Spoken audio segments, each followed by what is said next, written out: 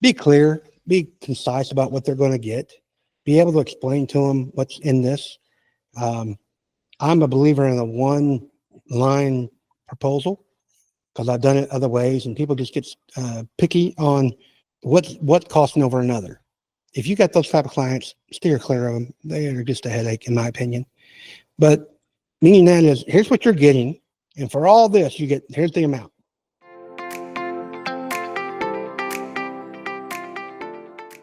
We all have hammers, but what makes us different as contractors? Last week, I was meeting with someone, and they spoke very highly of me, which was very nice. But I got to thinking about what set us apart. And one of the things they said was, I really, really, really listen. And imagine that some contractors don't listen. And it was a great experience. And they said some other nice things, and I got to talking about it. And I thought, this would be a great episode on how to differentiate yourself from other contractors.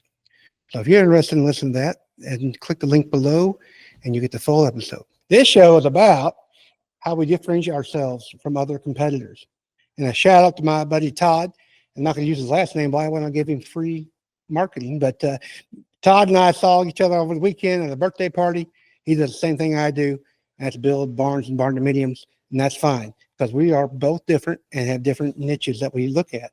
But the conversation about how we set ourselves apart, and I'm going to tell you a little story. This actually happened last week, and I met with a couple, and they brought me some plans in.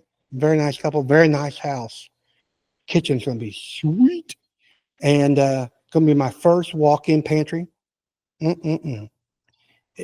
going to be nice. Anyway, she wants to look like a Louisiana, New Orleans kitchen. If you've been to New Orleans, which I have, cool stuff down there. That's what they want to do up here in Missouri. That being said, we're sitting there, we're talking, going through a lot of different things, getting the specs together. I'll make sure that they get what they want. For example, they had a fireplace in their big patio, and I mean big patio. It was a 20 by 20 patio, covered in this fireplace. And man, it just didn't kind of make sense to me. And I said, if you're really, we talked about what they're going to do around it. And the fact it's covered so they can come inside, but so I made an option that would save them some money and insurance wouldn't hurt them. Let's get rid of the fireplace. Let's add to this covered patio and do an extension to an uncovered patio with a great big old built-in fire pit right in the middle. What's that do for them? Saves them money, one thing, and then long term it could save them time because those fireplaces are heavy. And when I worked for a foundation repair company, there's many times I go in and that fireplace is settling. And then you take in the fact that insurance companies hate fireplaces. They're going to gouge you just because they can. And they all play the same game. But this fire pit, not attached to the house, it's all good. That's the type of things we talked about.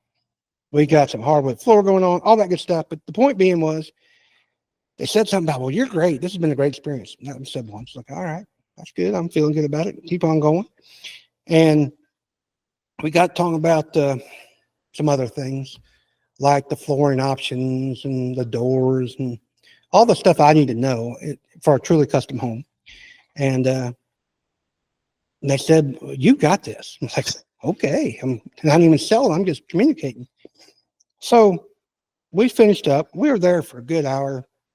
It was a good hour, probably an hour, 15 minutes of conversation back and forth. And they were saying their goodbyes. And they said something about, this has been a great experience. I was like, all right, finally. I said, all right, I need to know. What about this experience was different than what you've ever had? And they told me 5 of them. And well, I'm kind of extrapolating one of them myself, I guess, or 2. But they said, you listen. I set myself apart by listening to what they wanted. And then I just not only listened, but I gave them options. That was number 2. I explained the options, like the fireplace. Why would a fire pit be better? Did it help me out? Sure. But, it was in their best interest too. And then they finally said another thing that truly caught me off guard. You're truly custom. I said, what do you mean? They said, well, we talked to a couple other contractors, and while they quote that they're custom, they give us options and we had to pick. At least you've said, listen to what we want, and said, okay. And I tell people this all the time. We'll do whatever you want to do. It's just going to cost you money. And when they think about it, maybe I don't want that. Or maybe I do, and that's okay. And that's a conversation we had too. If you really want this, and she really wants her New Orleans kitchen, fine. We're going to do that New Orleans kitchen just the way you want it. But then they compromise on some other things not to, be able to get that kitchen they wanted. They sat down and made criteria they had to have in their house. Great. And we made a few changes, made some options. But it is truly custom to me. If that's what you want, that's what you deserve. You have the money to pay for it. But I care about, and they didn't say it this way, but I'm going to rephrase it. I want what's best for them. At the end of the day, if you ever built a house or even buying a house that has been built, you have things that you want. You want to do it economically. You want to be able to pay for it. I believe in that. I want to make sure they understand that. And the last thing that they didn't say it this way, I'm kind of summing it up. Since I've been building spec houses for so many years, even my own spec, even my houses for myself, I rehab and flip. I've learned a lot of experiences over the years, and I'm taking those experiences and relating them to a way that they understand, and they can make choices based on what I'm telling them. So I got to thinking, what are 5 ways that you could actually differentiate yourself based on what they told me? And I think a real smart one is build a local reputation. It was just funny. They found me on the internet, which is good. And my team's doing a good job. And we've talked several different times through email. And then she called me on the phone a couple of times. But she asked about us. And they called and told me, she goes, that's your best salesperson. I said, absolutely. Anytime somebody refers you, that is the best salesperson. But that ain't how it happened. So build that strong local reputation, and that'll be a real key to differentiating yourself from others. And the second one would be probably estimates. Be clear, be concise about what they're going to get, be able to explain to them what's in this. I'm a believer in a one-line proposal because I've done it other ways, and people just get picky on what's costing over another. If you got those type of clients, steer clear of them. They are just a headache, in my opinion. But meaning that is, here's what you're getting, and for all this, here's the amount. And if you want to lower it, that's fine, and we'll work on lowering it. If you want to spend more, and I love them when they come back and say, well, we want to add a few things. Like, yes, that means your price is where you want it to be, and now you get to go up a little bit. But, offer it. Tell them, here's what you're getting, the details of it. Explain to them based on that conversation we had last week in that meeting. And you said you wanted this, this, and this. Right here it is. In writing, here's what you get. Number 3, I guess, provide exceptional communication. And communication goes 2 ways. You have to listen. Listen to what they want. Now, I'll even tell you another story. I went last Friday, I guess it was, went to a client's house. And she said something about the trim. And I finally just asked, I said, now, are you asking that to save money? Or are you asking about that for another reason? Because it's like, I can do it if that's what you want to do. Well, she was more interested in, it wasn't really saving money at the time. She was worried about not being able to match the trim. Well, that trim is still being made. No big deal. We can still buy it new, and taking it out as a remodel job. Taking it out is no big deal, but we'll try to save as much as we can. But it wasn't about the money. So if you don't understand what it is, you have to ask questions too, and then listen to what the answer is. Sometimes people think they're trying to save money when it's not really saving money at all.